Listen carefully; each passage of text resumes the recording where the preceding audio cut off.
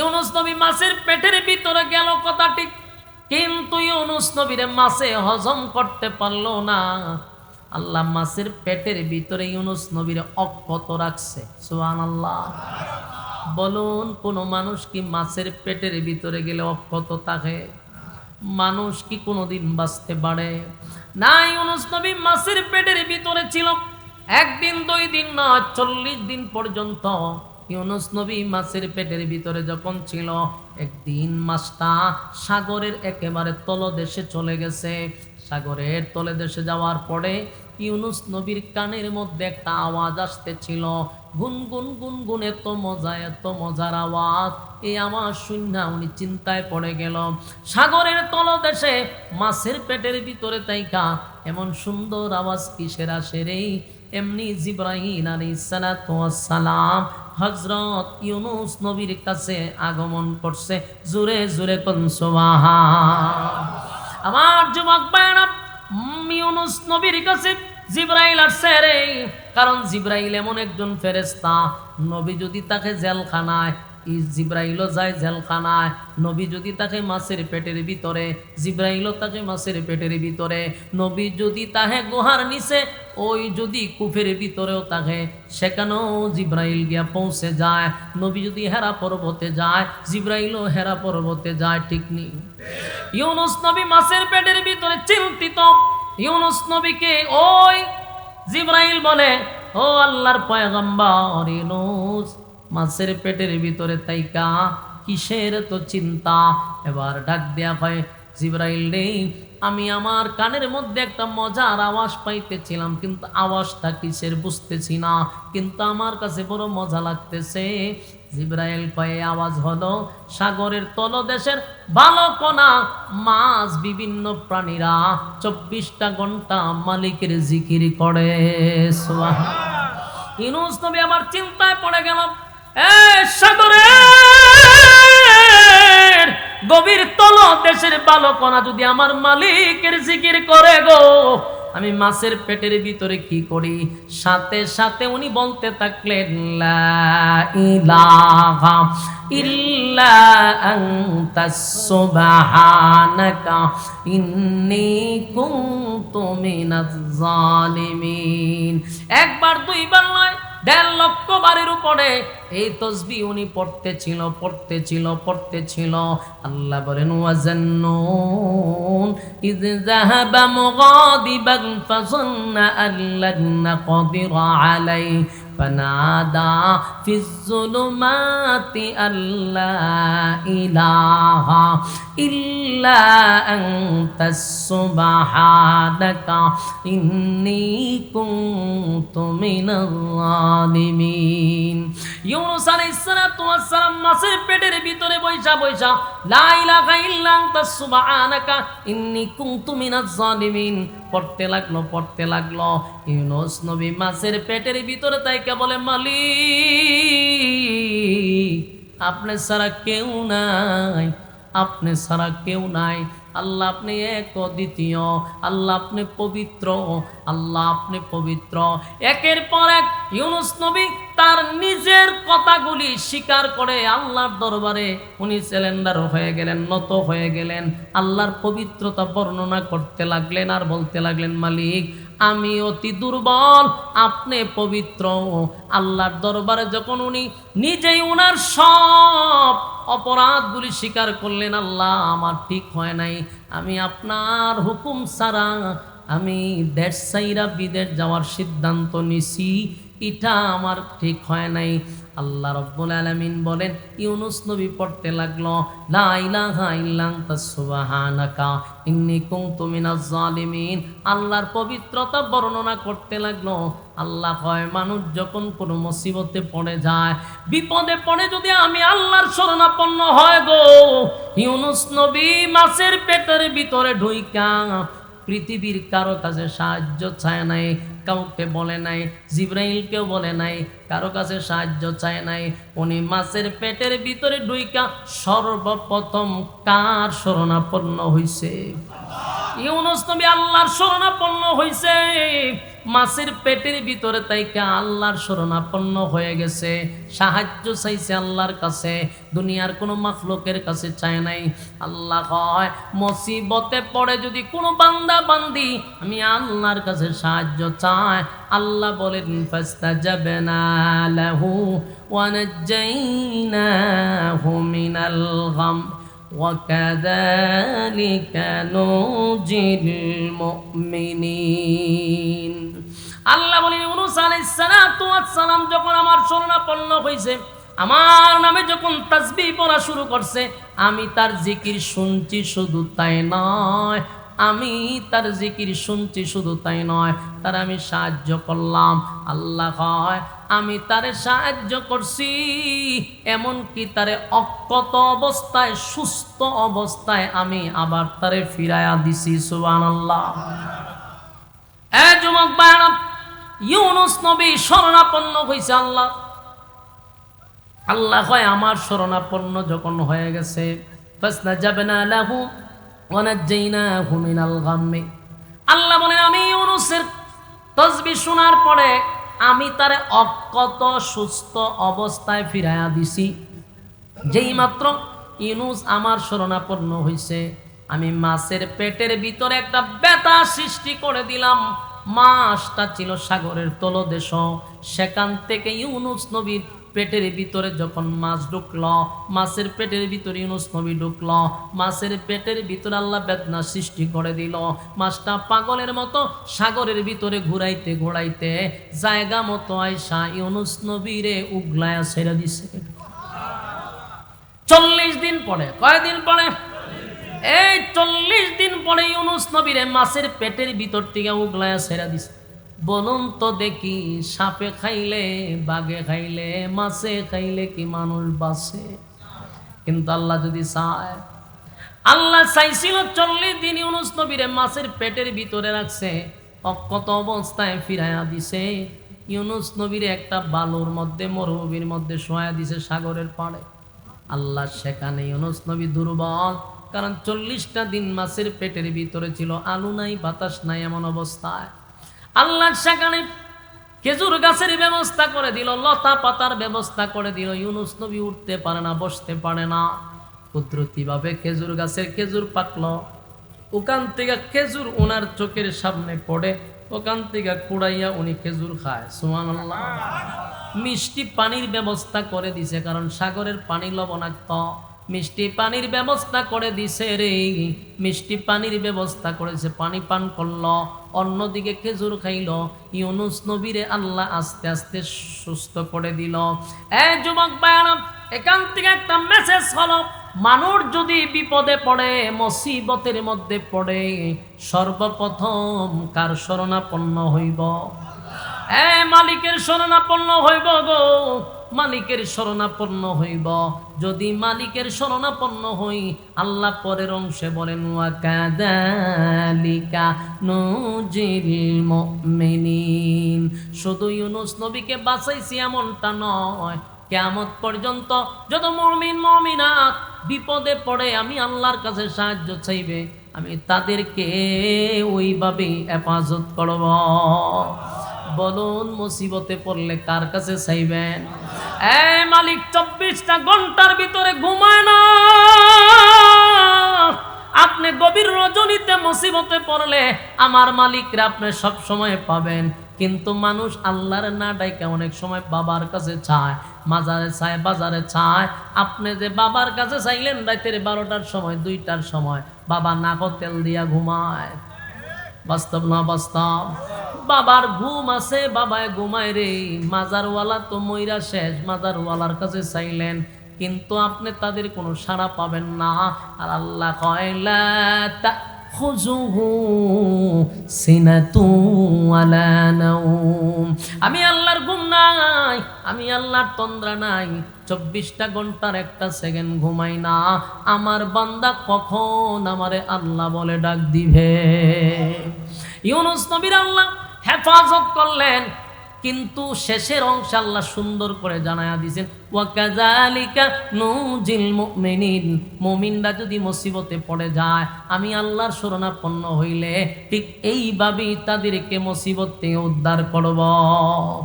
কারা কারা মালিকের কাছে চাইবেন হাত তুল্লা দেখায়া দেয়। ইউনুস নবী কালেমার দাওয়াত দিল প্রায় 40 বছর। কত বছর? 40টা বছর দাওয়াত দিছে, একটা মানুষও কালেমা পড়ে না। চিন্তা করেন এটা কি তেরার তেরা মানুষ। আমার কথা বুঝুন না আপনারা? আপনারা কিশোরগঞ্জের মানুষের থেকে তেরা না আরো বেশি? আসলে আপনারা কি আসলে তেরা? কেড়ে কইলেন? আমি তো টেস্ট করে দেখলাম, কারণ একজন নেতার বক্তব্য না আমি বুঝতে পারছি যে ও বলি কি তেরা নেই। তখন আপনারা কইতেছেন বলেন না আমরা থেকে আরো কম, তো বোঝা গেল আপনারা কি এই লাইনেরও। আমি জানি কিশোরগঞ্জ ময়মনসিংহের মানুষ হলো সরল সোজা, আপনারা সবচেয়ে সরল মানুষ। তো নিনুয়া নামক শহরের মানুষ সব ছিল বেঈমান। 40টা বছর দাওয়াত দিয়াও একটা মানুষকে কালেমা পড়াইতে পারলো না। চিন্তা করেন কি খারাপের খারাপ। ইউনুস নবী হইল করে তোরা যে কালেমা পড়স না, গজব আইব তো তোরার উপরে। তেরা হয় গজব কোন সময় বয় না কেরে, কোন চিন্তা করেন। ইউনুস নবী বারবার কয় যে দেখ তোরা যদি কালেমা না পড়স আল্লাহর গজব তোদের উপরে নাজিল হইব। এই কথা হইন না, এরা আরো হাসি তামসা করে, কথা আসে না কেন, আয় না কেন, এইভাবে চলতেছে। ইউনুস নবী একদিন আল্লাহরে কয়, আল্লাহ ইতা এমন এক জাতি 40টা বছর দাওয়াত দিলাম, কালেমা তো পড়েই না, যদি গজবের ভয় দেখায় উল্টা কয় কবে আসবো গজব, আয় না কেন। আল্লাহ আমি কি করতাম? তো আল্লাহ হয়তো আপনি কন যে গজব খুব শীঘ্রই আসবে।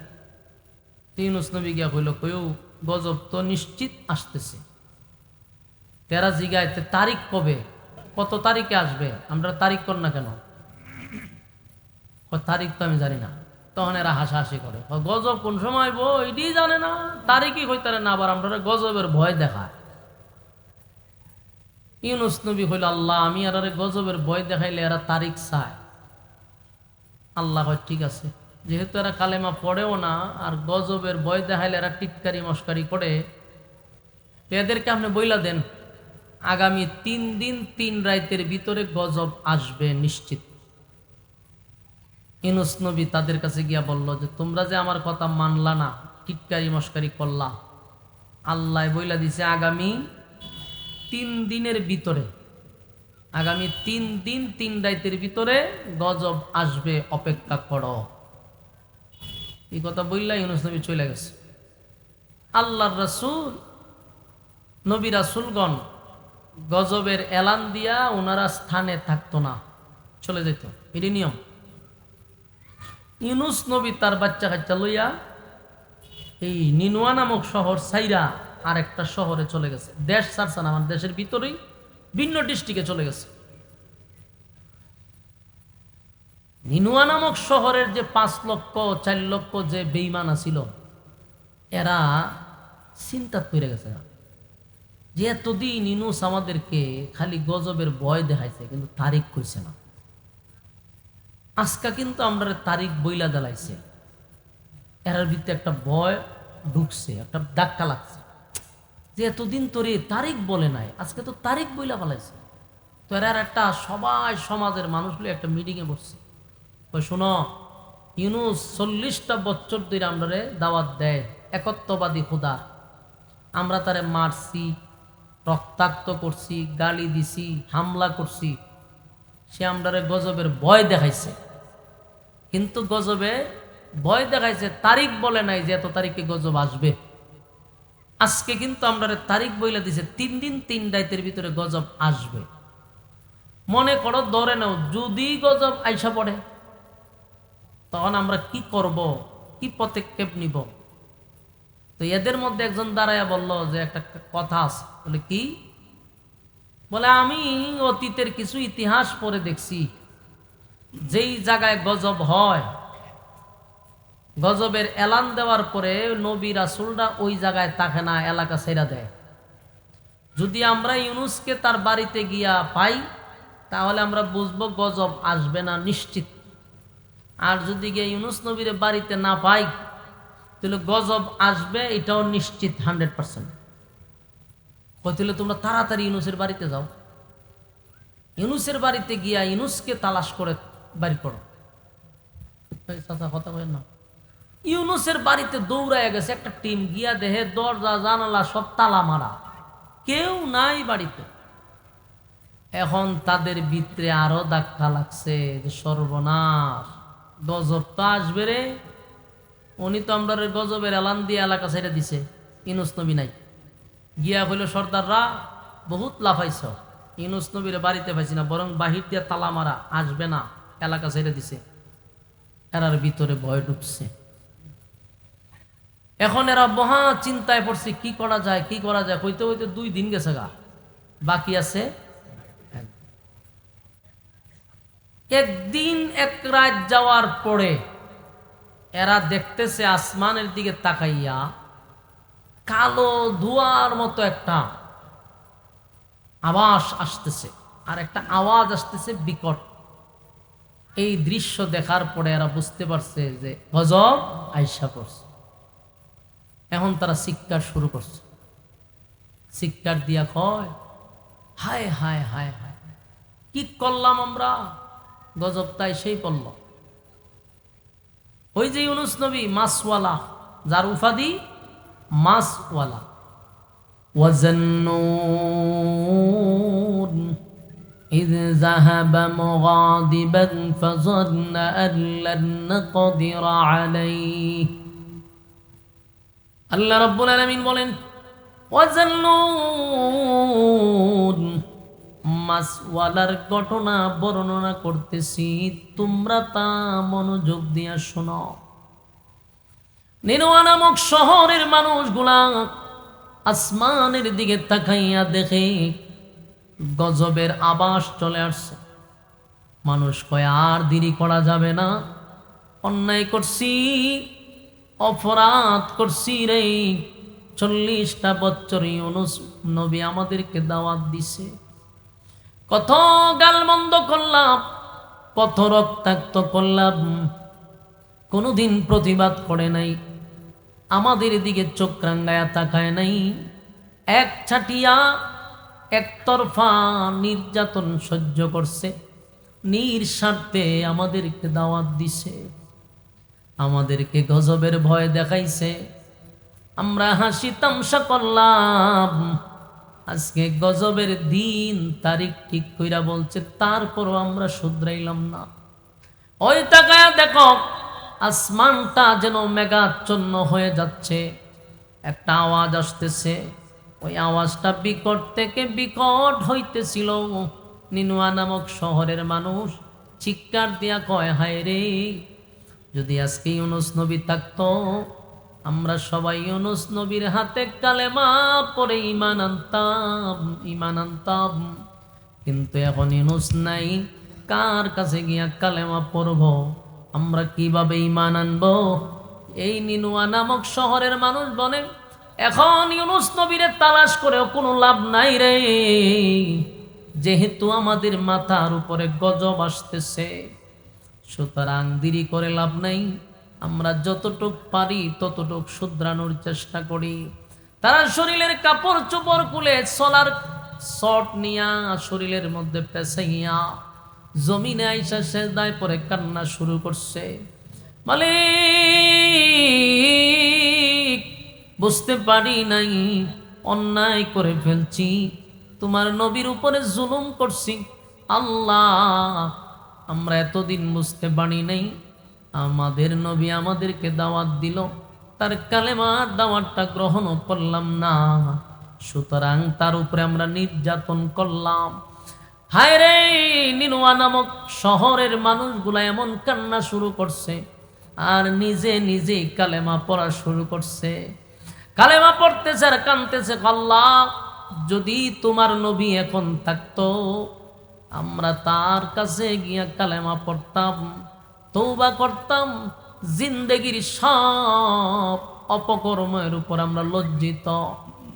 নিজে নিজেই তারা কালেমা পড়তেছে আর বলতেছে, আল্লাহ, কোথায় আমাদের ইউনুস নবী? আল্লাহ, আমাদের নবীকে আমাদের কাছে ফিরাইয়া দেন, আর কোনোদিন ওনার সঙ্গে আমরা খারাপ আচরণ করব না।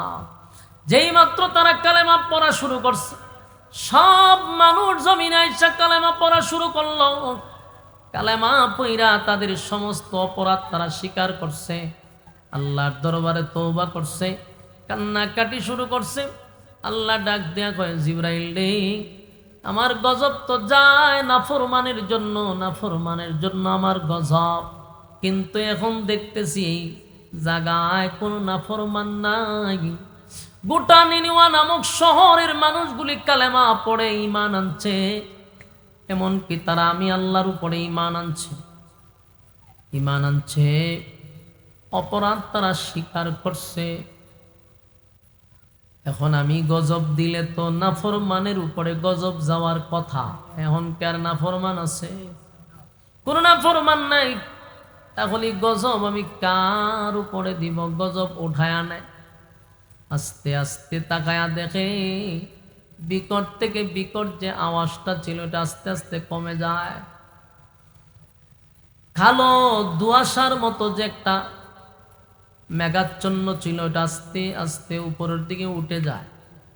নিনোয়া নামক শহরের মানুষ বুঝতে পারছে আমার কালেমা পড়ার কারণে, নিজের অপরাধগুলি মালিকের কাছে স্বীকার করার কারণে মালিক আমাদের উপর দিয়ে গজব উঠায়া নিছে, গজব উঠায়া নিছে রে, গজব উঠায়া নিল। নিনোয়া নামক শহরের মানুষ সব কালেমা পড়ছে, আল্লাহ গজব উঠায়া নিছে। কথা বুঝতেছে? কিন্তু ইউনুস আলাইহিস সালাতু ওয়াস সালাম শহর ছেড়ে দূর, বহুদূর চলে গেছে। ইউনুস নবী জানে না তার শহরের মানুষদের কালেমা পড়ে ঈমান আনছে। ইউনুস নবী এতক্ষণে মনে করছে গোটা নিনোয়া নামক শহর আল্লাহ গজব দিয়া ধ্বংস করে দিছে।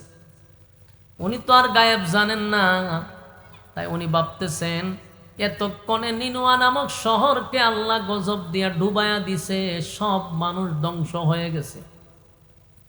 উনি শহরের বাহিরে আছে, ভাবছেন কয়েকদিন পরে আমি চলে আসব।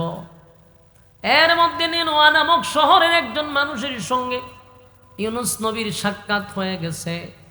ওই লোকটা ইউনুস নবীর চিনে নাই, কিন্তু লোকটা গেছে শহর থেকে। ইউনুস নবী জিজ্ঞাইল, আপনার দেশের বাড়ি কোথায়? বলে নিনোয়া নামক শহর থেকে আসছি। ইউনুস নবী আশ্চর্য হয়ে গেছে, আপনি নিনোয়া নামক শহর থেকে আসলেন কেন? ওই শহর কি ধ্বংস হয় নাই? ওই শহর কি ধ্বংস হয়ে যায় নাই? ওই লোকে হয় আপনারা কে বলছে? আমি তো গতকালকেই ওই শহর থেকে এখানে আসলাম। ইউনুস নবী আশ্চর্য হয়ে গেছে রে, আমার মালিক আমারে বলল 3 দিনের ভিতরে গজব দিবে, এলাকা ধ্বংস করে দিবে। আমার মালিক দে গজব দিল না, এলাকা ধ্বংস করল না। আর ওই লোক এই কথা বলে নাই যে তারা ঈমান আনছে, এই কথা বলে অনেক। ইউনুস নবী এখন চিন্তায় পড়ে গেছে, আমার এই জাতির কাছে যদি আমি ফিরত যাই তাহলে তারা আমারে আস্ত রাখবে না, জাগাত মেরে লিব। কারণ এতদিন আমি তাদেরকে খালি গজবের ভয় দেখাইছি। আমি এখন গজবের তারিখ দেওয়ার পরেও গজব যেহেতু আসে নাই, তাদেরকে ধ্বংস করে নাই, এখন যদি এই জাতির কাছে আমি যাই আমারে তারা আস্ত রাখবো না, মেরে লিব। এটা স্বাভাবিক। ইউনুস নবী তো আর জানে না যে এলাকার সব কালেমা হয়ে ঈমান আনছে, ইউনুস নবীরে তালাশ করতেছে, তারা নবী তালাশ করতেছে। আর ইউনুস নবী মনে করছে গজব তারিখ দিয়েছি, গজব আসলো না। যেই জাতি এমনি আমারে রক্তাক্ত করত, এমনি আমারে গালমন্দ করত, কি কিছু বলতেছেন? তা আমারে না বলে আপনি কথা কইেন না। হন এই সাউন্ড কম করে, ওভারটার নাক দেখে ঘুমাইতো না কি তা বালিশে নেতো নি এর খেত মতো একটু ফাউটা টিপ্পা দেন, জান তুই একজন জান এমন আওয়াজ নাই বেড়াইতে বইতেছে, মাহফিলের আওয়াজ যায় না বাহিরে। আউটফুটের সাউন্ড কি দিছে? তোমরা খেত মতো লোক লাগলে 2-1 খাদেম ডাক দেও। 30টা মাইক লাগাইছে বেড়াইতে, বলে আধা কিলো দূর যায় না। তো খেদমত বাড়ানোর দরকার না? খেদমত বাড়াই দেন, আওয়াজ বেড়ে যাবো গা। এ ভাই সাহেব আওয়াজ যায় না দূরে, বেড়াইতে স্লোগান দিতেছে 30টা মাইক, আওয়াজ যাইতো না কেন? জলদি করো জলদি করো, আওয়াজ বাড়াও। আউটফুট ভিতরের সব একতালে হইতো। এক কথা কি বুঝতেছেন? আপনারা একটু পানি টেনে খাওয়াইবেন না আমারে, কলের পানি নাও, দেন বোতল নি বানালে গাড়ি চলে। হ্যাঁ, কথাগুলি মনোযোগ দিয়ে শুনে, বিরক্ত হইতেছেন নি?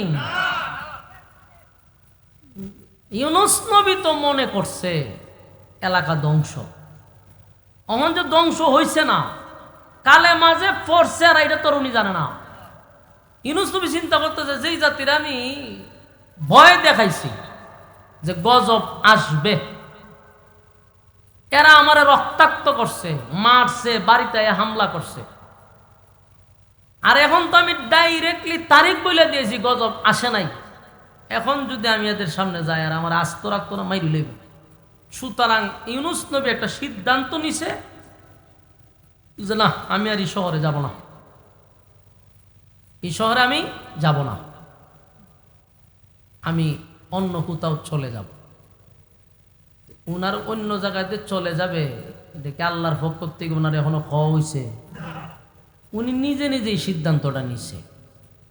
এখনো কিন্তু উপর থেকে কোনো ওনার কাছে ওহি আসে নাই, ওনার এই ব্যাপারে অবগত করে নাই, কিন্তু উনি নিজে নিজেই সিদ্ধান্তটা নিছে যে আমি এই শহরে আর যাব না। এটা ওনার একক সিদ্ধান্ত। একক সিদ্ধান্ত যেহেতু এটা নিছে, আল্লাহর কাছে এটা পছন্দ হয় নাই, অপরাধ করে নাই, কিন্তু এটা আল্লাহর কাছে পছন্দ না। যেহেতু আমি তোমার কাছে এখনো কোনো বার্তা পাঠাই নাই, তোমার উচিত আমার বার্তা আসার আগ পর্যন্ত অপেক্ষা করা। কিন্তু ইউনুস নবী করলো কি, না, এই এলাকা তার যাওয়া যেত না, গেলে আমার মাইরি লেবো বাইরিয়া, আমি চলে যাব। এখন যে উনি সিদ্ধান্তটা নিছে, এটা কিন্তু ওনার ব্যক্তিগত সিদ্ধান্ত। উনি মনে করছে ব্যক্তিগত সিদ্ধান্ত নিলে আল্লাহ আমারে পাকড়াও করবে না, কিন্তু আল্লাহ যে পাকড়াও করবে না এটা ওনার একক সিদ্ধান্ত। এই জন্য আল্লাহ বলেন, وَظَنُّونَ إِذْ ذَهَبَ مُغَاضِبًا فَظَنَّ أَن لَّن نَّقْدِرَ عَلَيْهِ। ইউনুস পয়গম্বর মাসওয়ালা মনে করছে যে আল্লাহ ওনারে পাকড়াও করবে না। তাই ইউনুস আলাইহিস সালাতু ওয়াস সালাম উনি ওনার ওই জায়গা থেকে ওনার সন্তান এবং ওনার স্ত্রী, দুইটা সন্তান এবং স্ত্রী উনি সহ ওই শহর ছেড়ে এবার সিদ্ধান্ত নিল আমি দেশ ছাইরাই দিব, বিদেশ চলে যাব। এতদিন তো দেশও আসিল, এখন সিদ্ধান্ত নিছে আমি দেশেই থাকবো না, দেশ ছেড়ে আমি বিদেশ চলে যাব, বিদেশ চলে যাব, ওই দেশে আমি থাকবো না। দেশে যে উনি থাকবে না, বলুন তো দেখি এটা কি ওনার সিদ্ধান্ত না আল্লাহর সিদ্ধান্ত? আমি আল্লাহর সিদ্ধান্ত কি দিছিনি? ওয়াজ কি মনোযোগ দিয়ে শুনতাছে। সারা রাত ইমাম সাহেব ওয়াজ করছে, ইউসুফ আর জুলেখা, সোহাইল্লা লাগে ইমাম সাহেবের দরজা ঠেলাইতেছে। ইমাম সাহেব কিতা কাচ্চা হুজুর খালা যে ওয়াজ করছিলেন, জুলেখা বেড়া না বেডি, হুজুরে হয় সারা রাত কিতা ওয়াজ করলাম, ওইটা তুই জিগাইতেছি। তা আমি একটু আগে বুঝাইলাম যে ওনার একক সিদ্ধান্ত, এটা আল্লাহ এখন ওনার কাছে ওহি পাঠান নাই। উনি সিদ্ধান্ত নিছে আমি দেশে থাকবো না, উনি দেশ ছেড়ে আবার বিদেশ যাওয়ার প্ল্যান করলো, ওনার একক সিদ্ধান্ত। স্ত্রী এবং দুইটা সন্তান নিয়ে যখন দেশ ছেড়ে বিদেশ যাওয়ার সিদ্ধান্ত নিছে রে, উনি একটা জায়গা পাড়ি দিয়া যখন রাস্তায় যায়, হঠাৎ করে কিছু বকাটে লোক ওনার আটকায়া দিছে। এলাকার সীমানা ফাইরিয়া যখন বর্ডার গার্ড ফাইরিয়া যাইতেছে, তো তাকে না কিছু উশৃঙ্খল মানুষ এরকম কিছু লোক ওনার আটকাই দিছে, আটকাইয়া ওনার স্ত্রীর আটকাইয়া দিছে। বললো যে না, আমরা আপনাদেরকে ছেড়ে দিতে পারি, কিন্তু এই মহিলাকে ছাড়ব না। পয়গম্বরের বউ চিন্তা করছে, বকাটেরা ওনার স্ত্রীর আটকাইয়া দিল আর বলল আমাদের এই রাস্তা দিয়া যদি কোনো নারী যায় তারে আমরা ছাড়ি না, আমাদের সর্দারের কাছে নিয়ে যাই। আল্লাহর পয়গম্বর বলল, শোনো আমি আল্লাহর পয়গম্বর, উনি আমার স্ত্রী, সাবধান আমার স্ত্রীর সঙ্গে তোমরা খারাপ আচরণ করবা না। বকাডেগুলি বলল, এই রাস্তা দিয়ে কোনো নারী গেলে আমরা কোনোভাবেই তারে ছাড়ি না, বাদশার আমাদের সর্দারের কাছে নিয়ে যায়।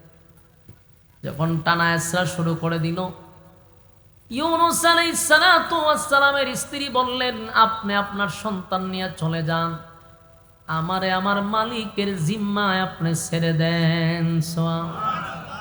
আপনি আমার আল্লাহর জিম্মায় ছেড়ে দেন, সমস্যা নেই। ইউনূস নবী তার 2 সন্তান নিয়ে চলে গেছে, আর আমার স্ত্রীকে ধইরা নিয়ে গেল সর্দারে। বলুন আল্লাহ পাকড়াও করছেনি। ইউনূস নবী মনে করছে আমার সিদ্ধান্ত আমি নিছি, আমার মালিক আমারে পাকড়াও করবে না, কিন্তু পাকড়াও শুরু হয়ে গেছে। আল্লাহ পাকড়াও করছে। প্রথম পাকড়াও শুরু হয়ে গেল ওনার স্ত্রীকে দিয়া। আস্তে আস্তে কিন্তু পাকড়াও করা শুরু করছে। ইউনূস নবীর স্ত্রীকে আটকায় দিল 2টা সন্তান নিয়া। এই দেশ ছাইরা যখন বিদেশ যাবে, একটা নদী পার হইয়া তারপরে গিয়া আরেকটা নদীতে উঠতে হয়। ইউনূস আলাইহিস সালাতু ওয়াস সালাম 2টা সন্তান নিয়া এবার নদী, ছোট একটা নদী পার হইতে হয়। এরপরে আরেকটা নদী আছে বড়, সেখানে জাহাজ, যাত্রীবাহী জাহাজ আছে। ওই যাত্রীবাহী জাহাজ দিয়া বিদেশে যাবে, এক দেশ থেকে আরেক দেশে। তখনও কিন্তু জাহাজ ছিল, কিন্তু ইঞ্জিল ছিল না। ওই যুগে ইঞ্জিলের যুগ ছিল না। ওই ফাল নি হয়ে রে, ও বাতাসে ফালে দেয়া ঠেলায় ঠেলায় নিতে হয়। ইউনূস আলাইহিস সালাতু ওয়াস সালাম ওনার সন্তান নিয়ে যখন দেশ ছেড়ে বিদেশ যাবে, তখন আর 2টা সন্তান লইয়া ছোট্ট একটা নদী পার হইতে হয়। এই নদী পার হওয়ার জন্য তৎকালীন সময় ব্রিজ ছিল না, সাঁকো ছিল না, পানিতে লাইমা তারপরে পার হইত। ওনার ছোট ছেলেটারে, ওনার বড় ছেলেটারে নদীর পারে রাইকা ছোট ছেলেটারে কুলে নিয়ে পার হবে। এমন সময় ছোট নদীতে পানি ছিল না, কম পানি ছিল, কিন্তু যেই মাত্র উনি নদীতে নামছে পানির স্রোত বেড়ে গেছে।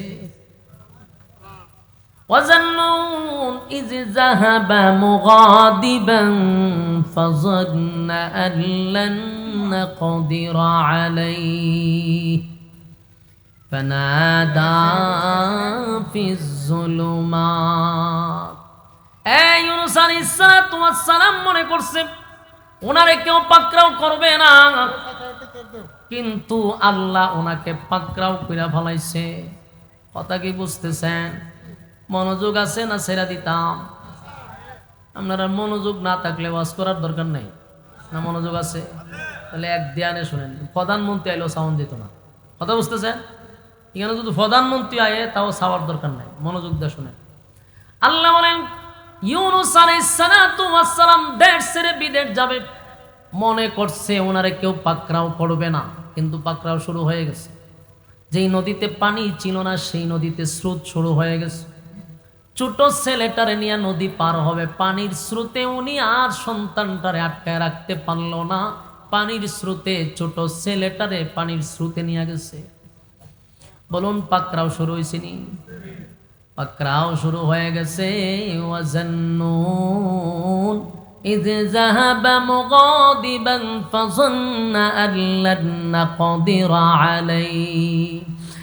মাছওয়ালা মনে করছে তারা কেউ পাকড়াও করবে না, কিন্তু আল্লাহ পাকড়াও শুরু করে দিছে। প্রথম স্ত্রী এখন ছোট সন্তানটারে পানির স্রোতে নিয়ে গেছে। এবার সন্তানটার আটকাইতে পারল না, ঘুইরা গেল বড় সন্তানটারে পার থেকে আনার জন্য। গিয়া দেখে ওই সন্তানটারে বাগে নিয়ে দৌড় দিছে। মালিক পাকড়াও করছে রে, কারণ আমার মালিক তো ওনারে অর্ডার দেয় নাই। আপনি দেশ ছেড়ে বিদেশ যাবেন এই কথা আল্লাহ বলে নাই। একক সিদ্ধান্ত নিয়া উনি দেশ ছেড়ে বিদেশ চলে যায়। আমার মালিক ওনারে পাকড়াও করছে। প্রথম স্ত্রী, তারপরে 2টা সন্তান। ভারাক্রান্ত মন নিয়া এক বুক কষ্ট লইয়া ইউনুস পয়গম্বরের পর থামে না।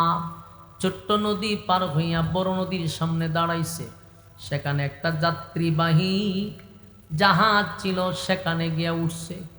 যাত্রীর মধ্যে যখন জাহাজের মধ্যে যখন যাত্রী ফিল আপ হইছে, এবার জাহাজ আসল ঠিকানার দিকে রওনা দিছে।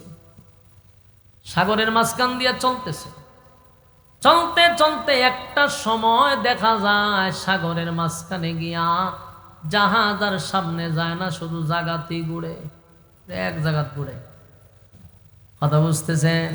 ওয়াজান্নুন ইয যাহাবা মুগাদিবান ফাযান্না আন লান নাকদিরা আলাইহি ফানাদা ফিজ যুলুমাত। মাছওয়ালার ঘটনা মাত্র শুরু হয়েছে, মাছওয়ালার ঘটনা শুরু হয়ে গেছে। মাছওয়ালা মনে করছে তারে পাকড়াও করবে না, কিন্তু আল্লাহ পাকড়াও করছে। এখন নদীতে এই সাগরে খালি জাহাজ জাগাতে ঘুরে, ঘুরতে ঘুরতে জাহাজের মানুষগুলা চিৎকার চেঁচামেচি শুরু করছে। ঘটনা কি রে? প্রতিদিন এই জায়গা দিয়ে আমরা যাই, আজকে জাগার মধ্যে ঘুরতেছে, ঘটনা কি? এবার যাত্রী সহ নাবিক সহ সবাই চিন্তায় পড়ে গেছে। এমন ঘটনা আগে ঘটে নাই, কি হয়ে গেল রে? সবাই চিন্তায় পড়ে গেছে। এবার তারা বৈঠক করল, কারণ ওই যুগের মানুষেরও মাথা ছিল, অনেক ব্রেনিয়া ছিল মানুষ। ব্রেনি থাকার কারণ আছে, তখনকার মানুষ আমাদের মতো এত গুনাহ করে নাই। আমরা চোখের গুনাহ করি, তাদের জামানায় চোখের এত গুনাহ ছিল না। আমরা যে মোবাইলের গুনাহ করি, এই গুনাহ তখন ছিল না। গুনাহ যত কম, মানুষের মেধা তত বেশি। মেধা ছিল প্রচুর। এই বুদ্ধি মতো করছে। বলে কি? বলে এই জাহাজের ভিতরে একজন গোলাম আছে, যে মালিকের অর্ডার ছাড়া পলায়া যাওয়ার সিদ্ধান্ত নিছে। ঘটনাই কেন? তখন কয় সর্বনাশী, গোলাম কেমন এলো কেন? এখন গিয়ে অ্যালাউন্স করতেছে, এই যাত্রীর মধ্যে কেরে গোলাম আছো যে মালিকের অর্ডার ছাড়া পলায়ন করতেছ? তুমি তাড়াতাড়ি দাঁড়াও, তোমার জন্য আজকের এই বিপদ। ইউনুস নবীর ভিতরে তো 12টা বাজিয়েছে, যে আল্লাহ আমারে পাকড়াও করছে। আল্লাহ আমারে, উনি জানে যে জাহাজের ভিতরে সেই গোলাম তো আমি, যে আমার মালিকের অর্ডার ছাড়া আমি দেশ ছেড়ে বিদেশ যাইতেছি। কিন্তু উনি যখন দাঁড়ায়া বললেন, আমি সেই গোলাম যিনি মালিকের অর্ডার ছাড়া আমি বিদেশ যাওয়ার জন্য রওনা দিছি। সমস্ত মানুষ ইউনুস নবীর দিকে তাকাইয়া আশ্চর্য হয়ে গেছে। সবাই চিৎকার দিয়া হয়, না, হতে পারে না।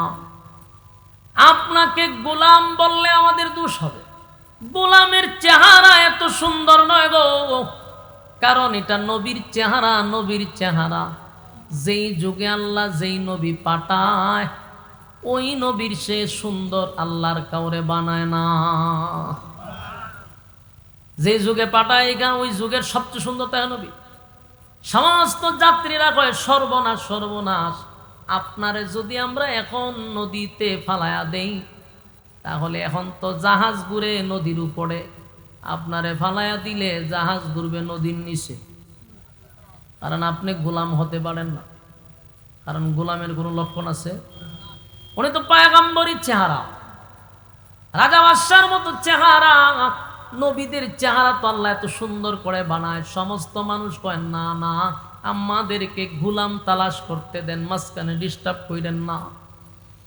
ইউনুস নবী বারবার বলতেছে, তোমরা অনর্থক কষ্ট করো না, আমি সেই গোলাম যিনি মালিকের অর্ডার ছাড়া আমি দেশ ছাইরা বিদেশ যাওয়ার উদ্দেশ্যে রওনা দিছি।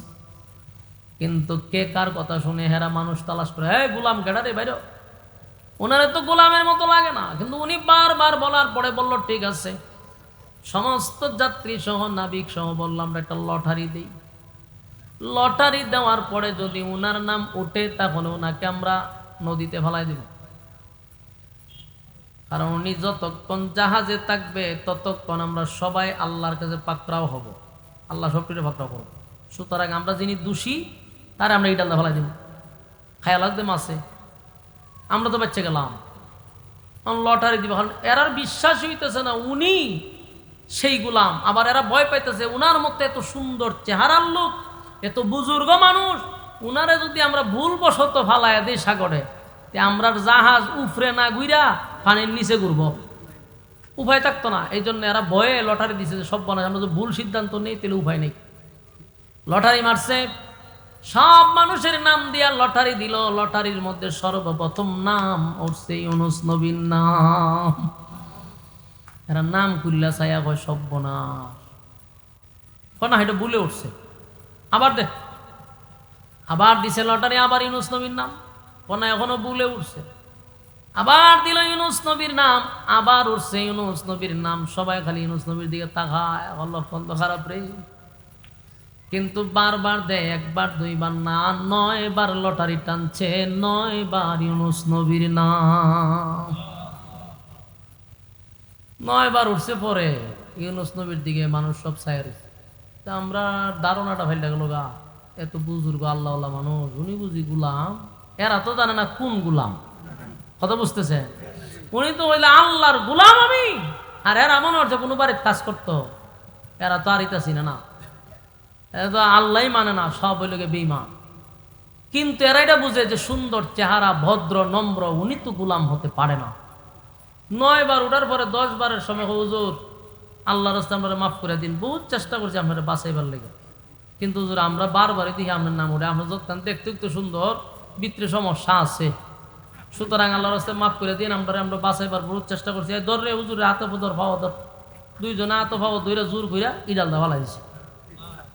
সাগর জন ফালাইছে, ফালাইতে দেরি বিশাল এক মাছ আয়া উনারে ভিতরে ঢুকাই দিছে।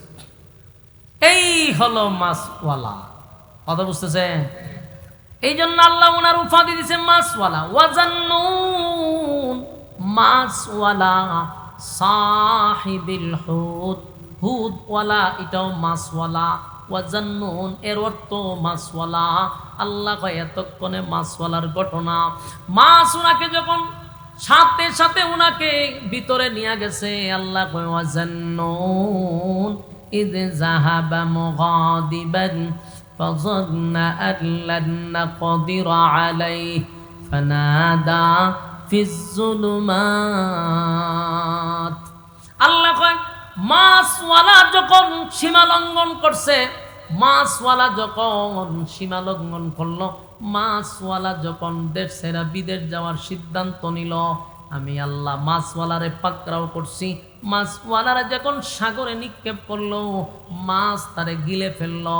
মাছ ইউনুস নবীরে গিলছে, কিন্তু আল্লাহ ডাক দেয়া হয়, মাছ রে, আমার ইউনুস রে তুই গিলতে পারবি, সাবধান, হজম করতে পারবি না।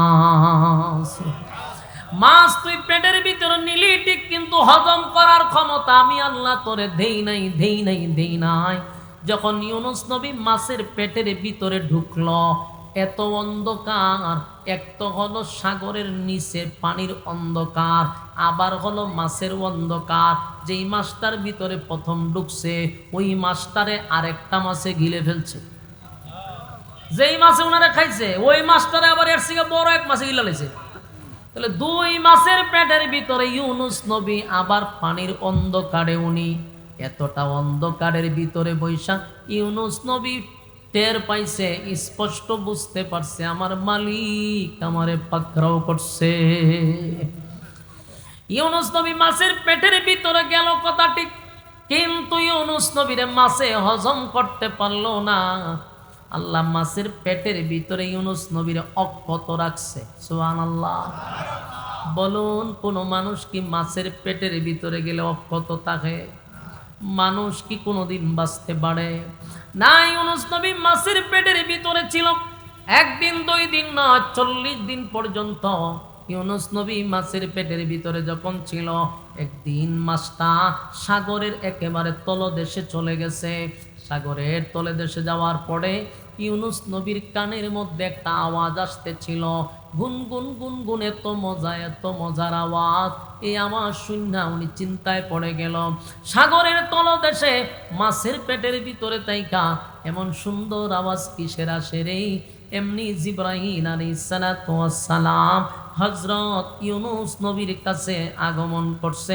জোরে জোরে কোন সুবহান। আমার যুবক ভাইরা, ইউনুস নবীর কাছে জিবরাইল আসছে রে, কারণ জিবরাইল এমন একজন ফেরেশতা, নবী যদি তাকে জেলখানায়, জিবরাইলও যায় জেলখানায়। নবী যদি তাকে মাছের পেটের ভিতরে, জিবরাইলও তাকে মাছের পেটের ভিতরে। নবী যদি তাহে গুহার নিচে, ওই যদি কূপের ভিতরেও তাকে, সেখানেও জিবরাইল গিয়া পৌঁছে যায়। নবী যদি হেরা পর্বতে যায়, জিবরাইলও হেরা পর্বতে যায়। ঠিক নেই? ইউনুস নবী মাছের পেটের ভিতরে চিন্তিত। ইউনুস নবীকে ওই জিবরাইল বলে, ও আল্লাহর পয়গম্বর ইউনুস, মাছের পেটের ভিতরে তাইকা কিসের তো চিন্তা? এবার ডাক দেয়া হয়, জিবরাইল রে, আমি আমার কানের মধ্যে একটা মজার আওয়াজ পাইতেছিলাম, কিন্তু আওয়াজটা কিসের বুঝতেছি না, কিন্তু আমার কাছে বড় মজা লাগতেছে। জিবরাইল কয়ে, আওয়াজ হলো সাগরের তলদেশের বালকণা মাছ, বিভিন্ন প্রাণীরা 24টা ঘন্টা মালিকের জিকির করে। সুবহানাল্লাহ। ইউনুস নবী আমার চিন্তায় পড়ে গেল, সাগরের গভীর তলদেশের বালকণা যদি আমার মালিকের জিকির করে গো, আমি মাছের পেটের ভিতরে কি করি? সাথে সাথে উনি বলতে থাকলেন, লা ইলাহা ইল্লা আনতাস সুবহানাকা ইন্নী কুনতু মিনাজ জালিমিন। একবার দুইবার নয়, 1.5 লক্ষ বারের উপরে এই তসবিহ উনি পড়তেছিল। আল্লাহ বলেন, ওয়াজান্নুন ইয যাহাবা মুগাদিবান ফাযান্না আল্লান নাকদিরা আলাইহি ফানাদা ফিজ যুলুমাতি আল্লা ইলাহা ইল্লা আনতাস সুবহানাকা ইন্নী কুনতু মিনাল জালিমিন। ইউনুস আলাইহিস সালাতু ওয়াস সালাম মাছের পেটের ভিতরে বৈশা লা ইলাহা ইল্লা আনতাস সুবহানাকা ইন্নী কুনতু মিনাজ জালিমিন পড়তে লাগলো। ইউনুস নবী মাছের পেটের ভিতরে তাইকা বলে, মালিক, আপনি ছাড়া কেউ নাই, আপনি ছাড়া কেউ নাই। আল্লাহ আপনি এক দ্বিতীয়, আল্লাহ আপনি পবিত্র, আল্লাহ আপনি পবিত্র। একের পর এক ইউনুস নবী তার নিজের কথাগুলি স্বীকার করে আল্লাহর দরবারে উনি সিলিন্ডার হয়ে গেলেন, নত হয়ে গেলেন, আল্লাহর পবিত্রতা বর্ণনা করতে লাগলেন আর বলতে লাগলেন, মালিক আমি অতি দুর্বল, আপনি পবিত্র। আল্লাহর দরবারে যখন উনি নিজেই উনার সব অপরাধগুলি স্বীকার করলেন, আল্লাহ আমার ঠিক হয় নাই, আমি আপনার হুকুম ছাড়া আমি দেশ ছাইরা বিদেশ যাওয়ার সিদ্ধান্ত নিছি, এটা আমার ঠিক হয় নাই। আল্লাহ রাব্বুল আলামিন বলেন, ইউনুস নবী পড়তে লাগলো, লা ইলাহা ইল্লা আনতাস সুবহানাকা ইন্নী কুনতু মিনাজ জালিমিন। আল্লাহর পবিত্রতা বর্ণনা করতে লাগলো। আল্লাহ কয়, মানুষ যখন কোনো মুসিবতে পড়ে যায়, বিপদে পড়ে, যদি আমি আল্লাহর শরণাপন্ন হয় গো, ইউনুস নবী মাছের পেটের ভিতরে ঢুইকা পৃথিবীর কারো কাছে সাহায্য চায় নাই, কাউকে বলে নাই, জিবরাইলকেও বলে নাই, কারো কাছে সাহায্য চায় নাই। উনি মাছের পেটের ভিতরে ঢুইকা সর্বপ্রথম কার শরণাপন্ন হইছে? ইউনুস নবী আল্লাহর শরণাপন্ন হইছে। মাছের পেটের ভিতরে তাইকা আল্লাহর শরণাপন্ন হয়ে গেছে, সাহায্য চাইছে আল্লাহর কাছে, দুনিয়ার কোনো মাখলুকের কাছে চায় নাই। আল্লাহ কয়, মুসিবতে পড়ে যদি কোনো বান্দা বান্দি আমি আল্লাহর কাছে সাহায্য চায়, আল্লাহ বলেন, ফাস্তাজাবনা লাহু ওয়া নাজ্জাইনাহু মিনাল গাম وَكَذَلِكَ نُنْجِي الْمُؤْمِنِينَ। আল্লাহ বলেন, ইউনুস আলাইহিস সালাতু ওয়াস সালাম যখন আমার শরণাপন্ন হইছে, আমার নামে যখন তাসবিহ পড়া শুরু করছে, আমি তার জিকির শুনছি, শুধু তাই নয়, আমি তার জিকির শুনছি, শুধু তাই নয় তার আমি সাহায্য করলাম। আল্লাহ কয় আমি তারে সাহায্য করছি, এমনকি তারে অক্ষত অবস্থায় সুস্থ অবস্থায় আমি আবার তারে ফিরাইয়া দিছি। সুবহানাল্লাহ। যুবক ভাইরা, ইউনুস নবী শরণাপন্ন হয়েছে আল্লাহ। আল্লাহ কয় আমার শরণাপন্ন যখন হয়ে গেছে, ফাসতাজাবনা লাহু ওয়া নাজ্জাইনাহু মিনাল গাম্মি। আল্লাহ বলেন আমি ইউনুসের তাসবিহ শোনার পরে আমি তারে অক্ষত সুস্থ অবস্থায় ফিরাইয়া দিছি। যেই মাত্র ইউনুস আমার শরণাপন্ন হয়েছে, আমি মাছের পেটের ভিতরে একটা ব্যথা সৃষ্টি করে দিলাম। মাছটা ছিল সাগরের তলদেশ, সেখান থেকে ইউনুস নবীর পেটের ভিতরে যখন মাছ ঢুকলো, মাছের পেটের ভিতরে ইউনুস নবী ঢুকলো, মাছের পেটের ভিতরে আল্লাহ বেদনা সৃষ্টি করে দিল। মাছটা পাগলের মতো সাগরের ভিতরে ঘুরাইতে ঘুরাইতে জায়গা মতো আয়সা ইউনুস নবীরে উগলায়া ছেড়ে দিছে। 40 দিন পরে, কয়দিন পরে? এই 40 দিন পরে ইউনুস নবীরে মাছের পেটের ভিতর থেকে উগলায়া ছেড়ে দিছে। বলুন তো দেখি, সাপে খাইলে, বাঘে খাইলে, মাছে খাইলে কি মানুষ বাঁচে? কিন্তু আল্লাহ যদি চায়, আল্লাহ চাইছিল 40 দিন ইউনুস নবীরে মাছের পেটের ভিতরে রাখছে, অক্ষত অবস্থায় ফিরাইয়া দিছে। ইউনুস নবীরে একটা বালুর মধ্যে, মরুভূমির মধ্যে শোয়া দিছে সাগরের পাড়ে। আল্লাহ সেখানে ইউনুস নবী দুর্বল, কারণ 40টা দিন মাছের পেটের ভিতরে ছিল, আলো নাই বাতাস নাই এমন অবস্থায়। আল্লাহ সেখানে খেজুর গাছের ব্যবস্থা করে দিল, লতা পাতার ব্যবস্থা করে দিল। ইউনুস নবী উঠতে পারে না, বসতে পারে না। কুদরতি ভাবে খেজুর গাছের খেজুর পাকলো, ওখান থেকে খেজুর ওনার চোখের সামনে পড়ে, ওখান থেকে কুড়াইয়া উনি খেজুর খায়। সুবহানাল্লাহ। মিষ্টি পানির ব্যবস্থা করে দিছে, কারণ সাগরের পানি লবণাক্ত। মিষ্টি পানির ব্যবস্থা করে দিছে রে, মিষ্টি পানির ব্যবস্থা করেছে, পানি পান করলো, অন্যদিকে খেজুর খাইল। ইউনুস নবীরে আল্লাহ আস্তে আস্তে সুস্থ করে দিল। যুবক ভাইরা, এখান থেকে একটা মেসেজ হলো, মানুষ যদি বিপদে পড়ে, মুসিবতের মধ্যে পড়ে, সর্বপ্রথম কার শরণাপন্ন হইব? মালিকের শরণাপন্ন হইব গো, মালিকের শরণাপন্ন হইব। যদি মালিকের শরণাপন্ন হই, আল্লাহ পরের অংশে বলেন ওয়া কাযালিকা নুজিল মুমিনিন। শুধু ইউনুস নবীকে বাঁচাইছি এমনটা নয়, কিয়ামত পর্যন্ত যত মুমিন মুমিনাত বিপদে পড়ে আমি আল্লাহর কাছে সাহায্য চাইবে, আমি তাদেরকে ওইভাবে হেফাজত করব। বলুন মুসিবতে পড়লে কার কাছে চাইবেন? মালিক 24টা ঘন্টার ভিতরে ঘুমায় না। আপনি গভীর রজনীতে মুসিবতে পড়লে আমার মালিকরা আপনি সব সময় পাবেন। কিন্তু মানুষ আল্লাহর না ডাইকে অনেক সময় বাবার কাছে চায়, মাজারে চায়, বাজারে চায়। আপনি যে বাবার কাছে চাইলেন রাতের 12টার সময়, 2টার সময়, বাবা নাক তেল দিয়া ঘুমায়। বাস্তব না বাস্তব? বাবার ঘুম আছে, বাবায় ঘুমায় রে। মাজারওয়ালা তো মইরা শেষ, মাজারওয়ালার কাছে চাইলেন, কিন্তু আপনি তাদের কোনো সাড়া পাবেন না। আর আল্লাহ কয় লা তাখুযুহু সিনাতু ওয়ালা নাওম। আমি আল্লাহর ঘুম নাই, আমি আল্লাহর তন্দ্রা নাই। 24টা ঘন্টার একটা সেকেন্ড ঘুমাই না। আমার বান্দা কখন আমারে আল্লাহ বলে ডাক দিবে? ইউনুস নবীর আল্লাহ হেফাজত করলেন, কিন্তু শেষের অংশ আল্লাহ সুন্দর করে জানায়া দিয়েছেন ওয়া কাযালিকা নুজিল মুমিনিন। মুমিনরা যদি মুসিবতে পড়ে যায়, আমি আল্লাহর শরণাপন্ন হইলে ঠিক এইভাবেই তাদেরকে মুসিবত থেকে উদ্ধার করব। কারা কারা মালিকের কাছে চাইবেন হাত তুল্লা দেখায়া দেন। লিল্লাহে তাকবীর, লিল্লাহে তাকবীর। বলুন আমরা চাইবো কার কাছে? বলুন মাজারওয়ালার কাছে চাইব?